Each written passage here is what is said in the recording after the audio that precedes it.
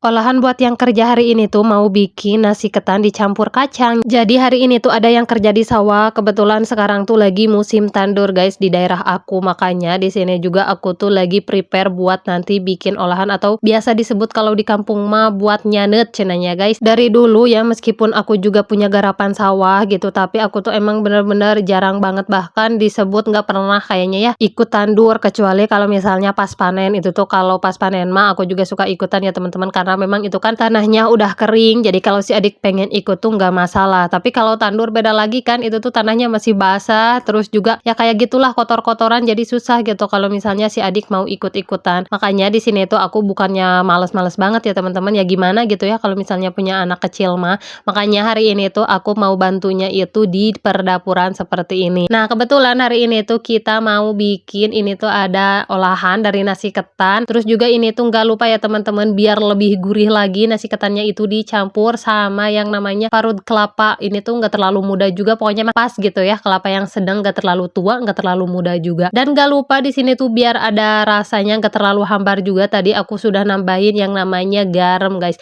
Nggak usah pakai yang lain-lain lagi, cukup garam. Dan ini setelah semuanya diaduk tercampur merata, tinggal ditutup kayak gini aja, tunggu beberapa menit pokoknya sampai airnya surut aja teman-teman. Nah ini setelah beberapa menit ya, ternyata ini juga udah surut, karena memang kalau untuk ngagigihan ataupun masak nasi ketan itu beda ya sama nasi biasa gitu yang kita makan sehari-hari. Jadi tadi juga airnya itu nggak terlalu banyak, biar nggak terlalu polos juga. Di sini aku nambahin kacang dadapan ya, kalau di sini namanya, tapi entahlah kalau misalnya di daerah kalian ini tuh namanya kacang apa. Jadi guys di daerah aku emang udah biasa ya kalau misalnya ada yang kerja itu selain dikasih nasi gitu ya makan, dikasih juga yang namanya cemilan ataupun ngosreng. Cuman kesini-kesini itu tuh kayaknya pada yang kerja itu pada nggak mau dikasih nasi, jadi mereka tuh suka bawa nasi sendiri di rumahnya masing-masing kayak gitu. Nah tapi kalau untuk cemilannya ataupun kayak buat ngosrengnya kayak gini tuh tetap dikasih gitu. Jadi ini tuh sekitar jam 10 atau jam 11 ini tuh harus udah dianterin ke sawah. Cuman ya gitu teman-teman, sebenarnya ini tuh jarang banget buat dimakan di sawah gitu ya. Ini tuh selalu dibawa ke rumahnya masing-masing gitu. Jadi kan mungkin tadi udah kenyang ya,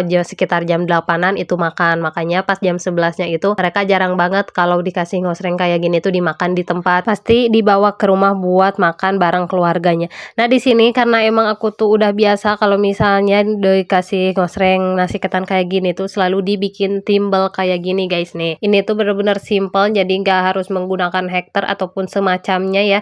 Tinggal digulung-gulung kayak gini, terus di pinggirnya itu diratain ataupun dirapihin kayak gini.